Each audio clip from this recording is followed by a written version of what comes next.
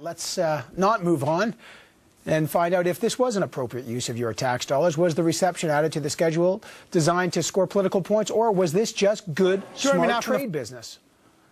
Joining me now from the foyer of the House of Commons, the Parliamentary Secretary to the Minister of International Trade, Erin O'Toole, the NDP's finance critic, Nathan Cullen, and the Liberals' finance critic, Scott Bryson. Thanks for being here, gentlemen. Mr. O'Toole, let me start with you.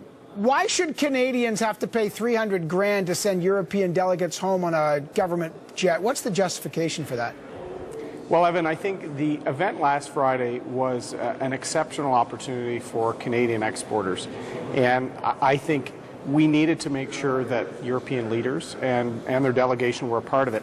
I spoke to just two today that were part of Friday. Two organizations that represent over 1.5 million jobs. There were millions of Canadian jobs in that room through their businesses, through their industry associations to launch the coalition so that employers and exporters across the country start their plans to take advantage of the European market that's coming. So that's essentially what the focus of Friday was about, jobs that are created through trade.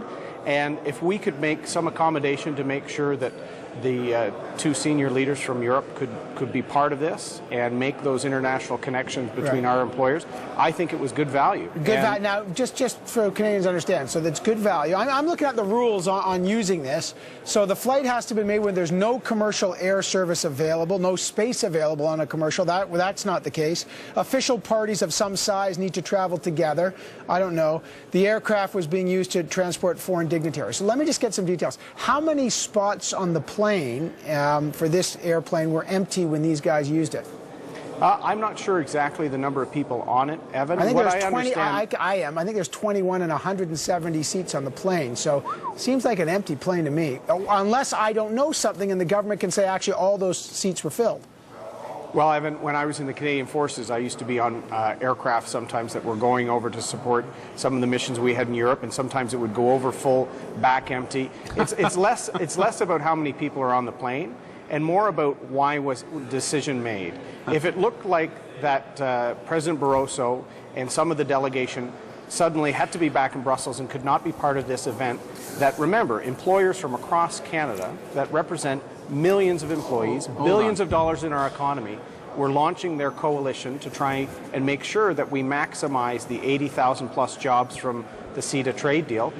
If we could accommodate to make sure this event went as planned, I think in the relative sense of the opportunity that the trade deal represents, but if it was so critical, why did it was a good investment. But hold on, why did you only have 4 working days to plan this? I mean, if it was such an important issue, why didn't the government think about this before and maybe make better arrangements? That's what made all of this so expensive, Evan, right? That we're talking $320,000, $30,000 just for the flight. The royal treatment security that we're now learning about, that these diplomats they got this boost up because the Prime Minister's office wanted the royal treatment for these guys. This was part of a photo op is what it was. And it was a very expensive photo op for Canadians that we now find that the trade deal, this is the second or third photo op, I'm starting to lose count, of the Prime Minister signing this deal which hasn't been signed and hasn't been finalized. This is an important conversation with Europe. We think it's critical. It just looks very amateurish, frankly, from the Canadian government. You didn't let Mr. O'Toole answer that question, but I'll put one to you, and I'll get back to Mr. O'Toole. Let me ask you this. According to the guidelines here, the guidelines say the aircraft can be used to transport visiting foreign dignitaries when it is deemed appropriate or the provision of this service is in the best interest of the Canadian government. Clearly, the government thinks this is in the best interest. If that follows the guidelines, what's your problem with it? My problem is with it, as you start to see how this whole thing rolled out, is that the government didn't plan this event properly. They on 4 days' notice said this is all coming together, we need it to come together now. The Europeans rightly said, well, we have to be back in Europe, and the government said, never mind that. Stephen Harper's got this plane, the taxpayers are paying for it, we'll just give you a lift on that. Don't worry about paying a commercial flight. And the thing costs hundreds of thousands of dollars to do, all for what? As if any of these employers couldn't have come up to Ottawa, couldn't have engaged with these European the leadership in another way. The fact of the matter is, this was meant to make the Conservative government look good. The deal is on the website. It's not like all these business leaders had to come and hear some exclusive news about it. It's been in the papers for months. To be fair, to be let me get Mr. Bryson. If it's $300,000 for these guys to pull off these photo ops, it gets very expensive for Canadians. And now we have the German economy minister perhaps saying that fundamental parts of this deal are not on for the German government. All right, well, so, Mr. Bryson, was clearly it worth it? Nathan Is it a wants goodwill employers gesture? to go online and This is another click the web. This is another case of the Conservative government treating Canadian tax dollars like they belong to the Conservative Party of Canada. In a pre-election period, we've got a government desperate for photo opportunities and to demonstrate their credibility in some of these issues. And that's what this was all about. It was about a photo op. If the government was really interested in helping Canadian business build international trade and sign deals, they would have invested in things like the Team Canada missions. They've stopped doing Team Canada missions. Prime Minister Chrétien took 350 CEOs to China in 1994. During that period of time, there were actual deals signed. There were jobs created.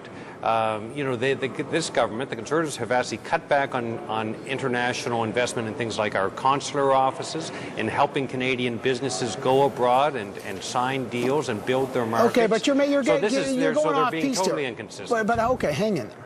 Mr. Bryson, the description of administrative flight services do allow cabinet ministers, foreign dignitaries, or senior federal officers on a government business to use these planes. In your view, was it wrong to give these folks a free ride? I think it was done purely on the basis of getting a photo op. I don't think it had anything to do with Canada's interests. I think it had to do with Conservative Party interests in getting a photo op. And if they're really interested in helping build our trade relations, help Canadian companies travel, the Conservatives have cut those programs. They've also, for instance, if you look at the broader issue of international trade, for instance, with China, our fastest growing economy, and a huge opportunity for Canadian businesses. Angela Merkel has been there 4 times in the last year to meet with President Xi.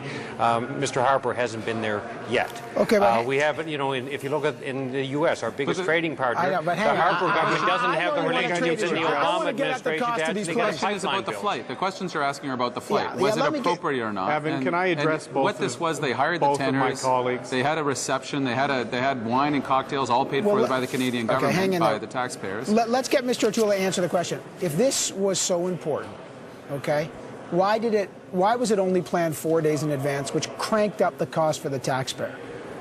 Evan, it was clear we wanted to make sure we got the legal text done and announced and the agreement signed here in Ottawa, and everything was geared towards that. All of the business groups, Evan, have been part of the stakeholder engagement on this over several years. So the groups wanted to do this type of event as soon as the legal text was available. Here's the issue. No, but sorry, you haven't answered the question. Just to be fair, Nathan has been Mr. asking O'Toole, for the legal text, but you're for a avoiding year. the question. It's I'll here, let and now you he talk, opposes the deal. Okay, but hang on. You're avoiding the question. You didn't still answer the question. The Toronto reception was added 4 days before the event. That's why it got so expensive. That changed the cost to over $300,000 because they couldn't make their commercial flight. So whoever added that reception clearly knew the cost would change. My question is, if this was really government business that your government can defend, paying for these people on a Canadian taxpayer plane, why'd you add this only 4 days before? These groups, Evan, have been involved in the CETA discussions for years. You asked a direct question, was this a good use of taxpayer money? Absolutely. Because the businesses in that room represent 1 in 5 Canadian jobs. That's what this is about. Nathan has been asking for this final text for almost a year. It's released, so they want to talk about airplanes rather than saying they oppose trade. To be fair, Scott's talking about this is a fair Chrétien missions that didn't lead to any trade deals. They were photo ops. Okay, but let's talk about the $300,000 bill. We could talk about the merits of the trade deal, and we do frequently on the program. Let's talk about the merits of $300,000. Did your government know? It's like a last-minute booking, Mr. O'Toole. When you book late, you pay more. Did your government know you'd have to pay more and pick up the tab because you didn't have this reception planned early enough? I think the plane became an option, Evan, when we realized that some of the officials, the European officials, had to be back in Brussels by a certain time, and the event was going to be such a good one for employers that if they had not been part of it, it wouldn't have really opened these markets. So, Nathan wants Canadian exporters to go and click on a website, clearly. We want to make sure that they use the next little period between the final draft, which is out, and the ratification of the deal to start opening markets in Okay, Europe. so And let's part let of the that was opposition bringing respond. European leaders Here's to what our happened. economic capital, Toronto. The Prime Minister's office wanted a little extra. They wanted something special. So first thing they asked for is security costs to go up because they want these guys to have the quote-unquote royal treatment, a higher level of security and snipers and all the rest of it. The second piece that they throw on the end, and I think the reference you make is exactly right. If you want to book your trip to Fort Lauderdale and you want to do it 2 days before, it's going to cost you more. The Canadian government, for a lack of planning, decided to do this at the very last minute. But what's wrong with trying to promote a trade deal to the nothing- business there's community Do they that's going to use oppose the it? agreement? This isn't about Fort Lauderdale or last-minute trips. Do they support this trade agreement? Aaron, Ask him that question. Interrupt. So allow me this. So the Canadian government decides this thing was planned weeks in advance when the Europeans were coming. There was going to be another photo op, not signing the deal, just signing intention. And then at the very end, with 4 days to go, the Prime Minister's office gets this great idea and says, let's go schmooze. This is a perfect photo op. And what pushes back is the Europeans say, we got to get back in Europe. And the Conservative government says, no problem. We've got this taxpayer-funded jet. You can have it for the weekend. It's only going to cost a few $100,000. For what? Well, for this reception that could have been planned weeks out in advance. About everything but trade in that statement. We're going to talk about trade, and it's fair, and we keep talking about it almost every time it's signed. But now we got to talk about this plane. Real quick, Mr. Bryson, the government's position is you sign a trade deal. Why not promote it to the business community to use it? What is wrong with that logic?